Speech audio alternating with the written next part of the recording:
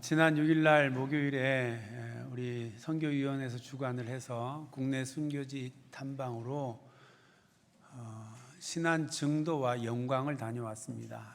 신안 증도에는 문준경 전도사님 순교지와 그리고 순교 기념관이 있고, 영광에는 야월교회 순교 기념관이 있습니다. 굉장히 먼 거리였습니다. 가는데 오는데 왕복 한 거의 12시간 걸리는 먼 거리, 동쪽 끝에서 서쪽 끝까지 다녀왔습니다. 먼 거리였고 하루 온종일 드는 이 여정이었습니다. 새벽 기도 끝나고 6시 반에 출발해가지고 울산에 도착하니까 밤 11시더라고요. 그렇게 잘 다녀왔습니다.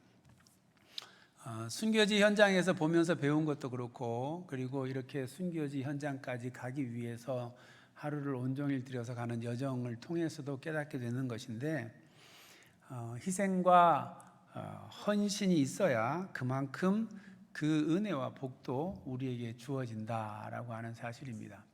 물론 하나님께서 우리에게 부으시는 은혜는 우리의 희생과 우리의 수고와 상관없이 하나님께서 전적인 하나님의 은혜로 우리에게 부어주시는 것입니다. 그런데 그렇게 부으시는 은혜가 우리에게 은혜가 되고 우리에게 복이 되려면 우리의 희생과 우리의 헌신이 따라야 된다라고 하는 겁니다. 우리의 희생과 헌신이 없는 하늘로부터 부어지는 은혜와 복은 우리에게 닿지 않고 그냥 흘러가 버리기 때문에 그렇습니다. 우리가 희생하고 헌신함으로 그 은혜와 복을 사모하고 갈망할 때에 그때 그 은혜와 복이 내 것이 되는 것이지, 아무리 하나님의 은혜가 한없이 부어진다고 한들 내가 거기에 대한 사모함과 희생과 헌신이 없으면 그러면 그것이 내게 은혜와 복이 되지 못한다라고 하는 사실을 6일날 다녀오는 그 여정 가운데에서도, 그리고 또 그곳에서도 우리가 경험하게 되는 것이었습니다. 하나님께서 우리에게 부어주시기 원하시는 그 귀한 은혜가 우리에게 닿아서 우리 모두가 그 은혜와 복 가운데 살아가는 예수님의 사람들이 되기를 원합니다. 참 귀한 순교지 현장이었습니다. 이번에 못 가신 분들은 다음에 기회 있을 때, 아니 기회를 만들어서라도 꼭 한번 다녀오시면 좋겠다, 그렇게 생각을 합니다. 오늘 말씀은 이렇게 하나님께 자신을 드리고 희생하여 헌신할 때에 하나님께서 그에게 부으시는 은혜와 복이 그의 것이 되어지는 그와 같은 증언을 오늘 성경에서 우리에게 보여주고 있습니다.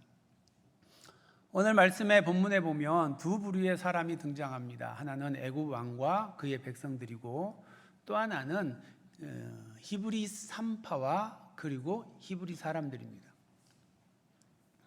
다윗은 이 두 그룹을 통해서 하나님께서 이루시고자 하는 하나님의 일들이 이루어지고 있는 것을 우리가 본문에서 보게 되는 것입니다.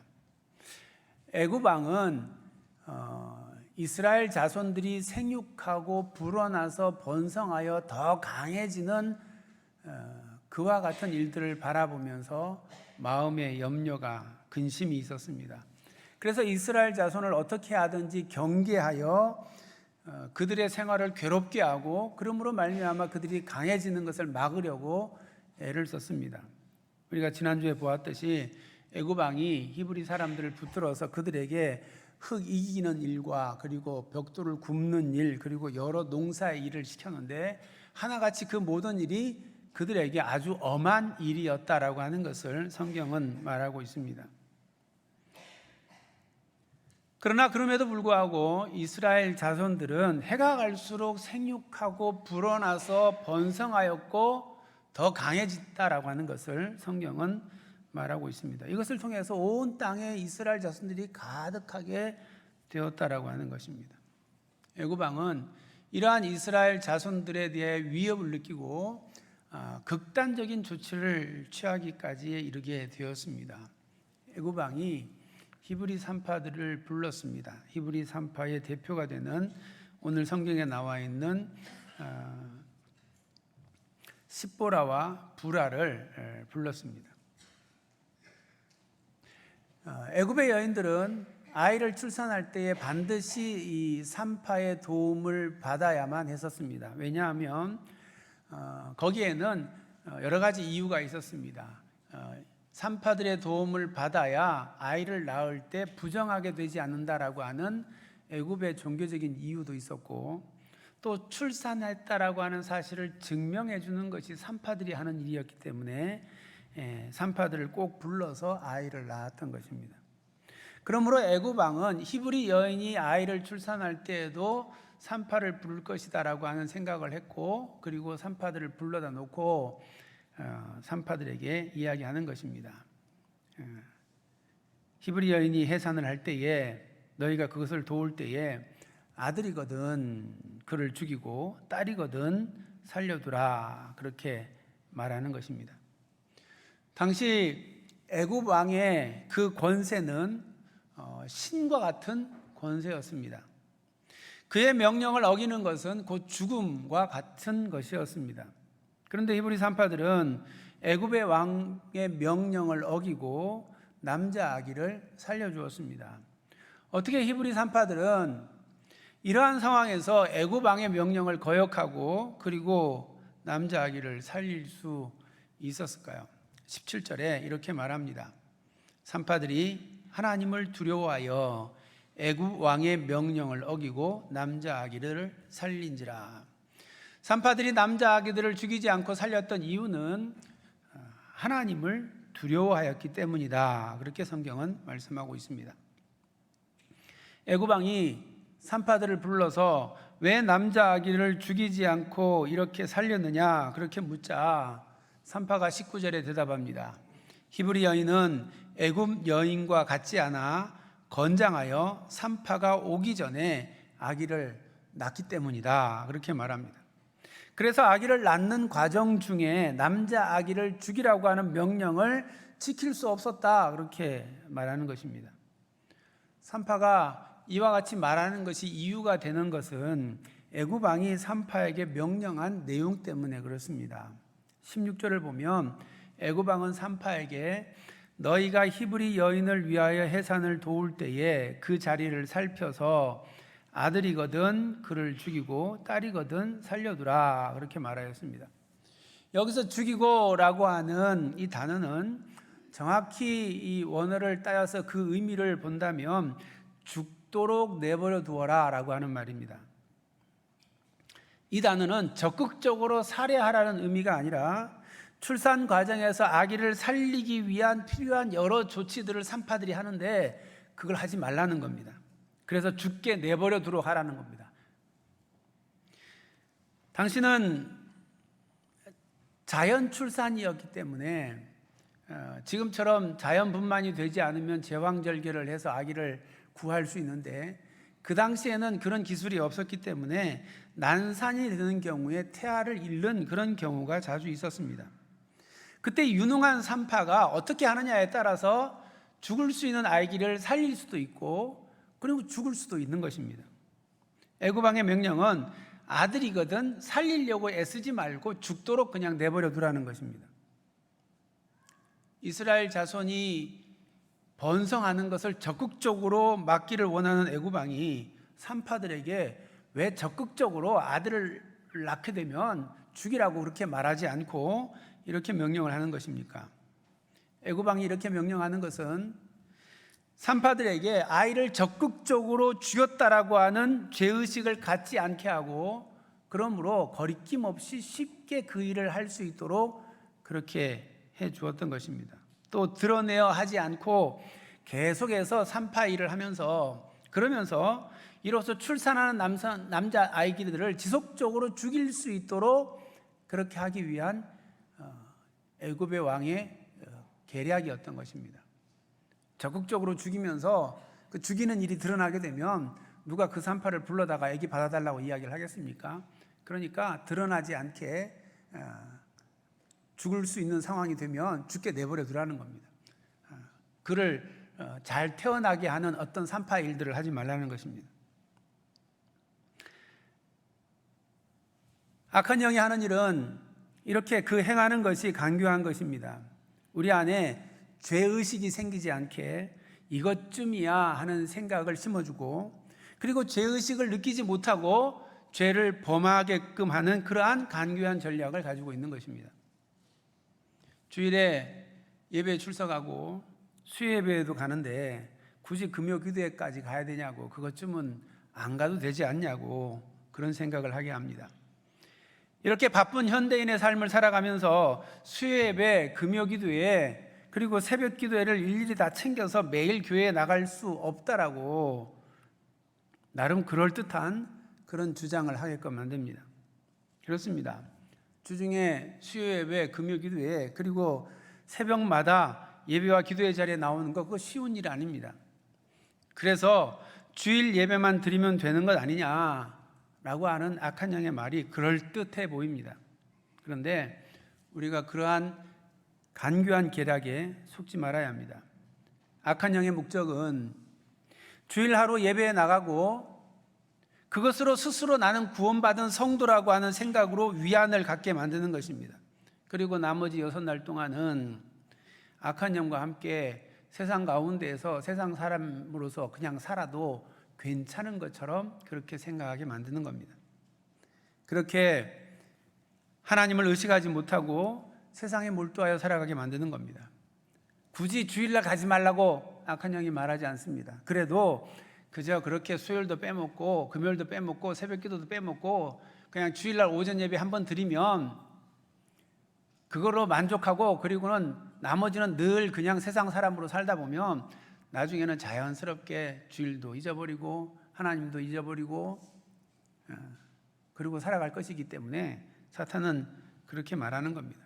한 번에 모든 것을 버리라고 하면 신앙 양심상 반발할 것을 알기 때문에 그냥 요거 안 해도 돼, 이것쯤은 안 해도 돼, 굳이 그것까지 할 필요 없어, 너 주일날 교회 나가고 있잖아, 그러면 됐어, 그렇게 속삭이고 있는 것입니다. 그렇게 우리의 믿음을 한 걸음 한 걸음, 한 발자국 한 발자국 그렇게 갉아먹고 있는 것입니다.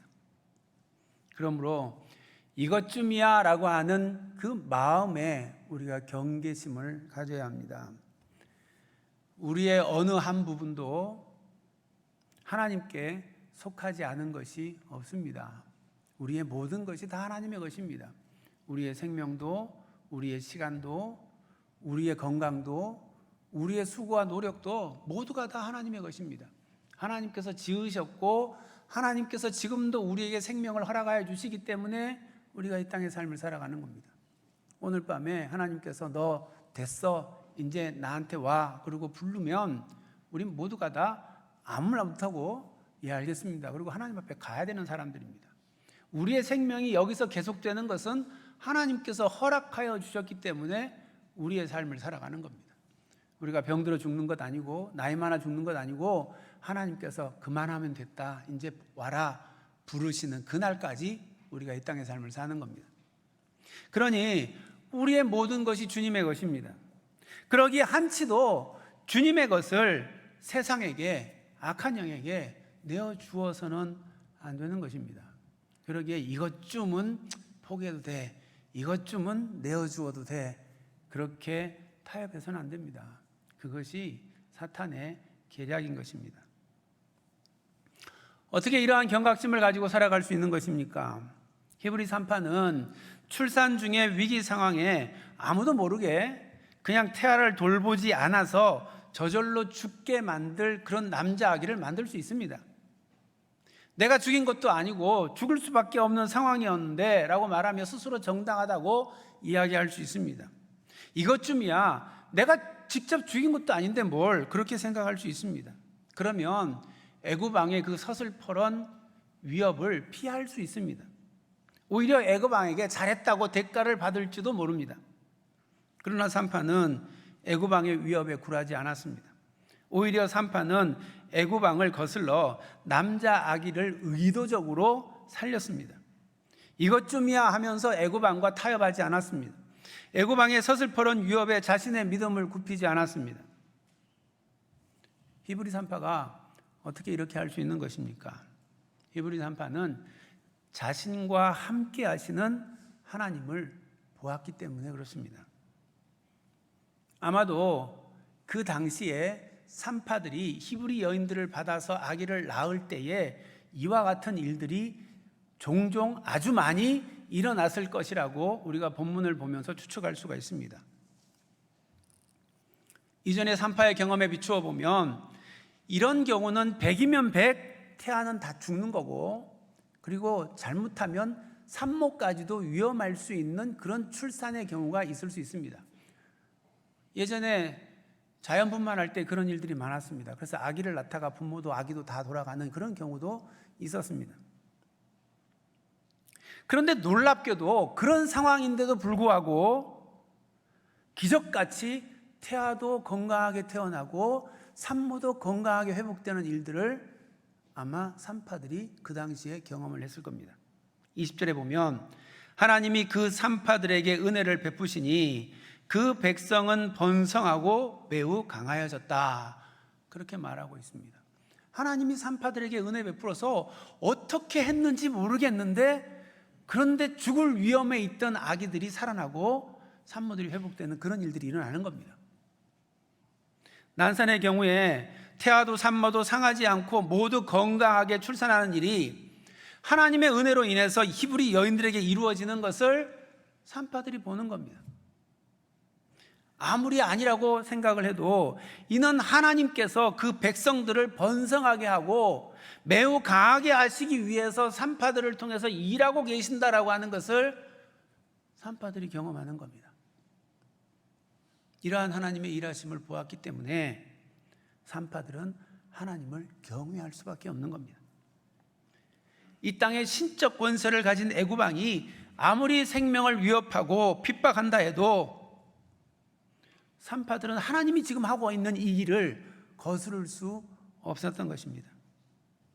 그렇습니다. 하나님을 경외하는 사람은 하나님의 계획과 하나님의 일하심 앞에 순종할 수밖에 없는 것입니다.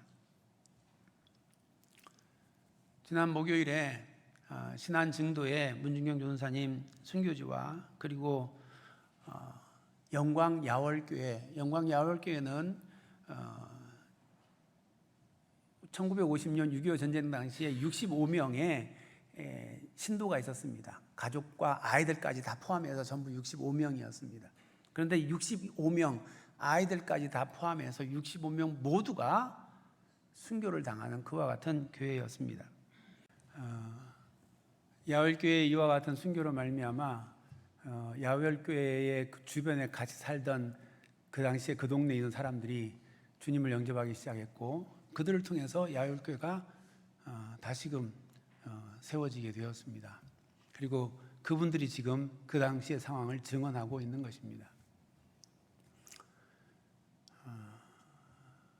하나님께서는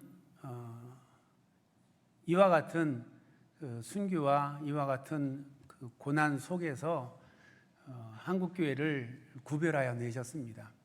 그리고 그 한국교회에 하나님께서 놀라운 은혜를 부으시고 전 세계에 유례가 없는 그와 같은 교회로 이 한국교회를 세우셨습니다.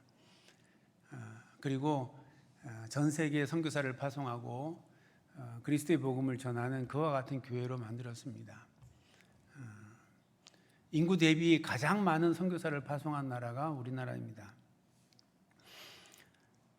하나님께서 이 나라에 부흥의 역사를 허락하여 주셨고, 그래서 방방곡곡에 교회가 세워지는 그와 같은 은혜를 베푸셨습니다. 순교 앞에서 죽음을 당하면서 그 죽음이 마치 개죽음인 것 같은 그런 느낌이 들 수 있었으나, 그것을 통해서 하나님은 하나님의 위대한 계획과 하나님의 역사들을 이루었다라고 하는 것을 우리가 알게 됩니다. 탐방을 하면서 이 순교의 이야기를 들으면서 아무리 세상의 권세가 생명에 위협을 하고 큰 힘으로 압박한다 하더라도 하나님의 계획하심을 거스르지는 못한다라고 하는 것을 생각하게 되었습니다. 한반도에 하나님께서 베푸신 그 은혜로 말미암아 또 많은 사람들이 그 구원을 위하여 간절히 기도하는 그 기도를 통해서 우리나라가 이와 같이 동방의 예루살렘이라고 불려지는 그와 같은 나라로 세워질 수 있었다라고 하는 것을 생각할 수 있었습니다. 문진경 전사님 선교기념관을 갔을 때에는 우리가 순교지를 가서 보고 그리고 기념관에 들려보고 그리고 난 다음에 기념관에서 한 500m 떨어진 곳에 문진경 전사님이 생전에 사역하셨던 교회가 있습니다. 두 번째로 교회를 개척하셨고 그 교회에서 사역하시다가 그 교회에서 순교하셨는데 중동리 교회라고 하는 교회가 있습니다. 그래서 그 교회에 들렸다가 그리고 난 다음에 늘 그 뒷산에 올라가셔가지고 기도를 하셨는데 그 중동리 교회 뒷산에 전사님이 기도했던 기도 바위가 있습니다. 그래서 그곳에 올라가서 우리도 이제 예배를 드렸습니다. 그곳에 올라가면 바닷가를 향해서 이렇게 앉아서 기도를 할 때에 바다 쪽으로 해안선을 따라서 이렇게 생겨 있는 땅의 모양이 마치 우리나라 한반도와 같은 모양입니다. 한번 사진 보여주시겠습니다. 예. 그 기도바위 올라가서 바다를 보면 저렇게 그 땅이 우리나라 한반도처럼 생긴 그와 같은 땅이 있습니다. 그래서 저기를 바라보면서 우리나라와 민족을 위해서 전사님이 그렇게 기도를 하셨습니다. 우리도 저기에서 같이 예배를 드렸고요. 그리고 여러분들이 그 앞에 있는 그 기도 바위에서 함께 무릎을 꿇고 기도하기도 했습니다. 예. 이 땅의 영혼들이 하나님께로 돌아오기 위해서 또 더 나아가서 이 땅의 영혼뿐만 아니라 하나님께서 우리 한국교회를 예비하시고 한국교회를 통해서 하나님의 위대한 일들을 이루어가기 위해서 하나님께서 계획하시고 하나님께서 준비하신 그 일들에 하나님의 그 뜻을 맡아서 하나님을 경외함으로 하나님 앞에 순종한 하나님의 사람들을 통해 하나님의 일들이 이루어졌던 것입니다. 문중경 전사님은 그 하나님의 뜻을 쫓아서 한 사람이라도 더 구원하겠다라고 하는 열망으로 이 신안군 주변을 다니면서 복음을 전했습니다. 1931년부터 순교하는 1950년까지 19년 동안 이 신안군 일대의 모든 섬들을 다녔습니다. 배를 타고 가기도 하고 그리고 물이 빠져나가면 그러면 노뚜기를 땅에 따라서 이렇게 걸어서 가기도 하고 그렇게 해서 섬마다 다니면서 복음을 전했습니다. 그 문중경 전사님의 전도로 말미암아 11개의 교회가 세워지게 되었고 그리고 수많은 믿음의 선배들이 세워질 수 있게 되었습니다. 전사님이 마지막 돌아가실 때에도 공산군에게 붙들려서 이제 목표 지소로 끌려가게 되는데 근데 이제 그때가 그 인천 그 상륙 작전이 성공하게 되고 북한군들이 막 철수하는 때였습니다. 그러니까 육지에 있는 목포는 이미 그 소식을 알고 이제 그 북한군이 다 철수를 했는데 섬에 있는 북한군과 그리고 그 북한군을 따랐던 이 사람들이 아직 남아 있었던 겁니다. 그래서 목포에 갔다가 오히려 풀려나게 됐습니다. 목포에 있었던 그 문중경 목사님을 가르쳤던 목사님이신 이성복 목사님께서 지금 섬 들어가지 마라. 조금 있으면 다 철수할 거니까 그리고 나면 들어가라. 그렇게 말씀하셨는데 내가 들어가지 않으면 그곳에 있는 우리 성도들이 죽는다. 그리고는 죽을 줄 알면서 그러면서 다시금 이 증도로 돌아오게 됩니다. 그리고 돌아와서 북한군에 의해서 죽임을 당하게 됩니다. 무엇이 전도사님으로 하여금 이와 같은 삶을 살게 한 것일까요? 오늘 본문에 애굽 왕의 명령이 있었음에도 히브리 3파는 17절에 하나님을 두려워하여 왕의 명령을 어기고 남자아기를 살렸다 그렇게 말씀하고 있습니다. 21절에서도 그 3파들은 하나님을 경외하였다 그렇게 말씀하고 있습니다. 하나님을 경외하였기 때문에 하나님의 뜻이 어디에 있는지를 알았기 때문에 그 뜻에 순종할 수 있었다는 것입니다. 여기서 경외하다라고 하는 표현은 야레라고 하는 히브리 단어인데 두려워하다라고 하는 의미입니다. 근데 이 두려움이라고 하는 것은 이 감정적인 공포를 말하는 것이 아니라 하나님을 존경함으로 그분 앞에서 자신의 부족함을 철저히 깨닫고 그분께 자신을 드리는 경건한 두려움을 의미하는 단어인 것입니다. 이 단어가 성경에 처음 쓰여진 때를 보면 그 상황을 보면 이 야레 경외하다라고 하는 의미가 어떤 건가라고 하는 것을 우리가 알 수가 있습니다. 성경의 야레가 처음 쓰여진 것은 창세기 22장 12절입니다. 사자가 이르시되 그 아이에게 네 손을 대지 말라. 그에게 아무 일도 하지 말라. 네가 네 아들 네 독자까지도 내게 아끼지 아니하였으니 내가 이제야 네가 하나님을 경외하는 줄 아노라. 하나님께서 아브라함에게 명령하셨습니다. 네 아들, 네 사랑하는 네 독자 이삭을 데리고 모리아 땅으로 가서 내가 너에게 지시한 산에서 번제로 드려라. 그렇게 말씀하셨습니다. 그때 아브라함은 하나님께 하나님 왜 그래야 합니까? 그러려면 왜 이 늦지막히 아들을 주셨습니까? 우리 후손을 번성하게 하겠다 하는데 이 아들 죽여버리면 어떡하려고 그러십니까? 이렇게 따져 묻지 않았습니다. 그저 하나님의 명령이 그러하니 아침 일찍 일어나 그리고는 번제할 나무와 종들과 그리고 이삭을 데리고 지시하신 모리아 땅으로 아브라함이 갔던 것입니다. 그리고 이삭을 번제로 드리려고 했던 것입니다. 하나님이 그것을 보시고 아브라함에게 말씀하시기를 네가 하나님을 경외하는 줄 알겠다 그렇게 말씀하고 있는 겁니다. 하나님을 경외한다는 게 무엇입니까? 하나님의 말씀에 온전히 순종하며 그분의 뜻을 따라가는 것입니다. 설령 그것이 이해가 되지 않고 설령 그것이 불합리한 것처럼 느껴져도 하나님의 명령이면 그것에 순종하고 따라가는 것, 그것이 하나님을 경외하는 것입니다. 어떻게 그와 같이 하나님 앞에 전적으로 순종할 수 있습니까? 왜냐하면 하나님께서 계획하시고 하나님께서 이루시는 일은 지금 우리가 이해되지 않는다 할지라도 그것이 우리에게 가장 선하고 가장 아름다운 것이라고 하는 것이기 때문에 그렇습니다.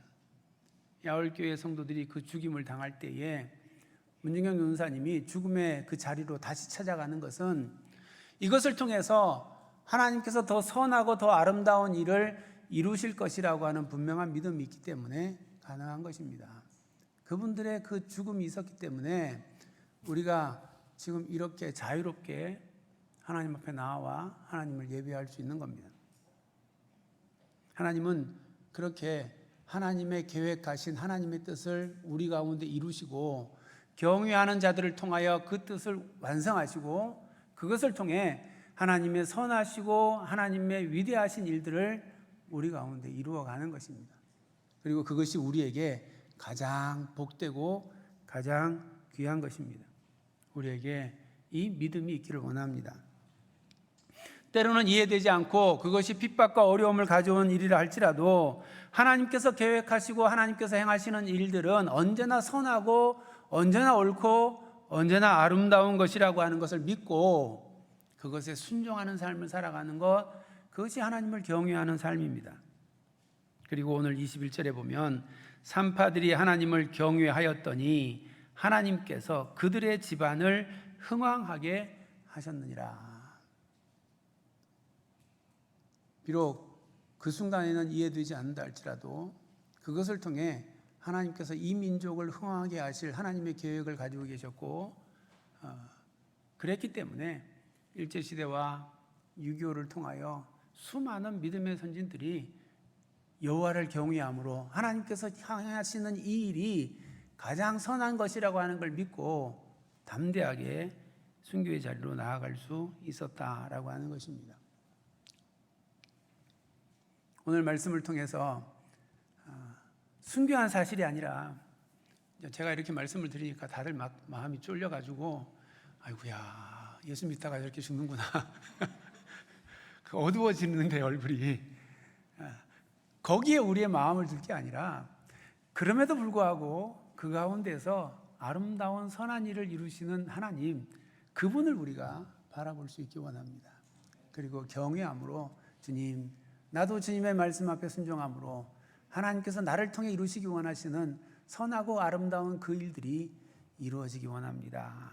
이 믿음을 가지고 우리가 살아갈 수 있기 원합니다. 하나님께서 계획하신 그 일들이 우리에게 가장 선하고 아름다운 것이고 우리가 순종함으로 그 일들을 이루어갈 때에 하나님께서는 마침내 우리를 통해 우리뿐만 아니라 이 역사 가운데 가장 아름답고 선한 일을 이루어 가실 것입니다.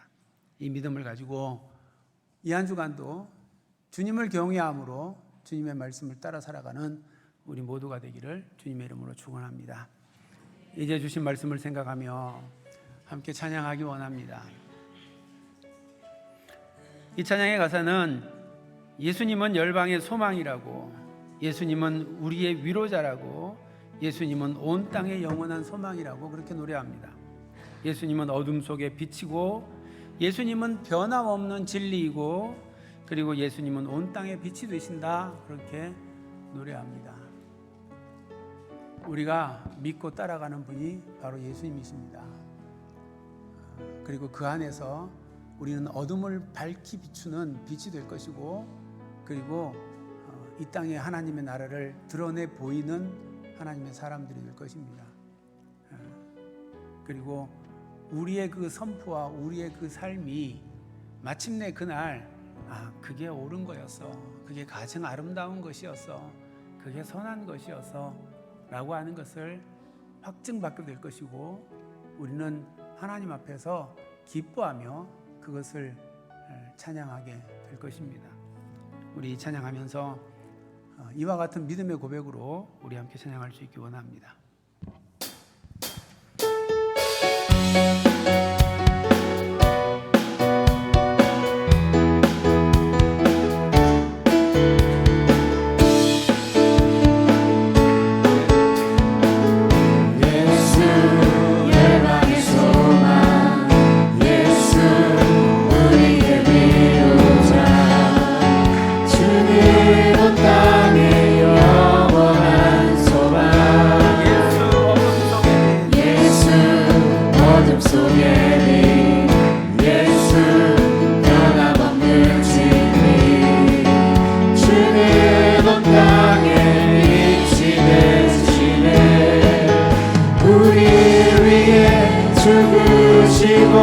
다시 사신 생명의 주, 주님만이 소망이요 변함없는 반석이라, 주님만이 온 세상을 비추시네.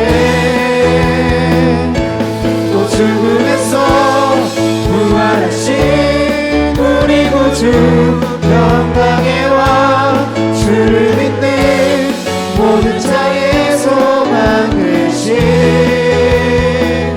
주를 믿네.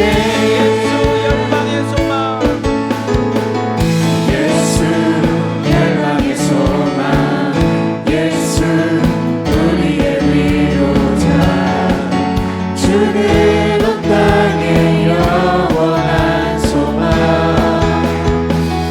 예수 어둠 속에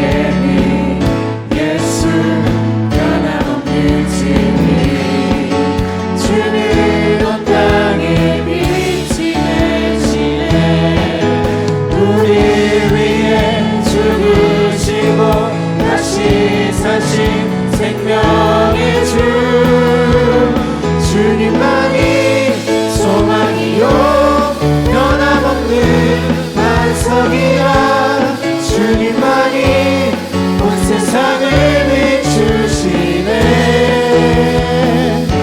또 죽음에서 부활하신 우리 구주 영광의 왕, 주를 믿는 모든 자의 소망 되신 주를 믿네. 우리 일어나서 찬양합니다.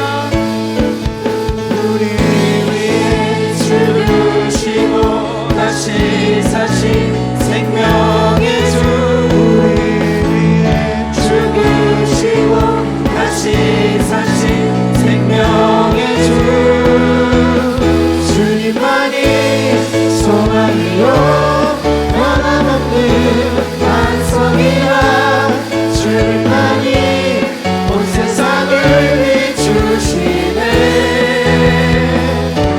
또 죽음에서 부활하신 우리 구주 영광의 왕, 주를 믿는 모든 자의 소망 되신 주를 믿네.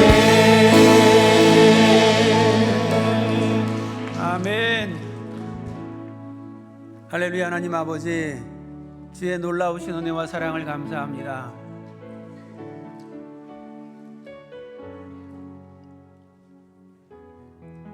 우리의 삶을 때마다 주관하시며 붙드사 우리로 하여금 주님을 바라보게 하여 주시고, 주님께서 우리 가운데 계획하시고 뜻하신 바를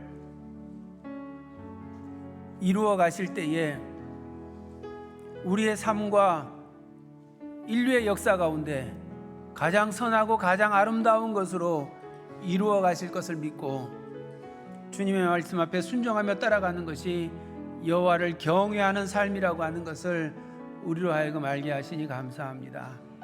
주님, 여호와를 경외함으로 그 말씀 앞에 순복함으로 하나님의 계획하신 하나님의 뜻이 우리 가운데 이루어지게 하시고, 이를 통하여 우리의 영혼뿐만 아니라 오고 오는 세대의 모든 영혼들에게 가장 선하고 가장 아름다운 역사를 이루어 가실 주님을 바라보며 믿고 순종함으로 주의 뜻을 이루는 삶 살아가는 저희들이 될 수 있도록 주님 인도하여 주시옵소서.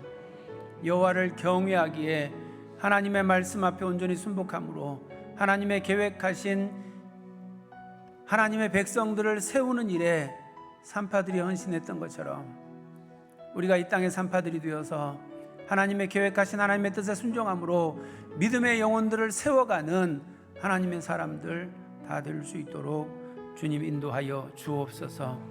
예수님의 이름으로 기도드립니다. 아멘.